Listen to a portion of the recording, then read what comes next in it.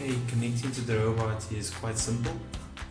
So you'll put it on and you'll see the light will go, and then you'll see that there's a flashing light with a hole that's labeled BT is. You go to your MiiRo app.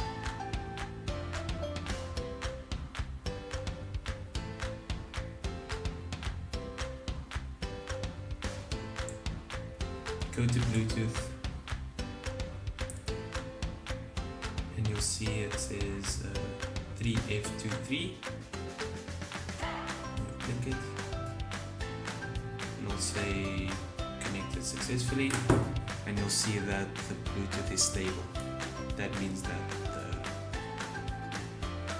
the robot is connected to Bluetooth.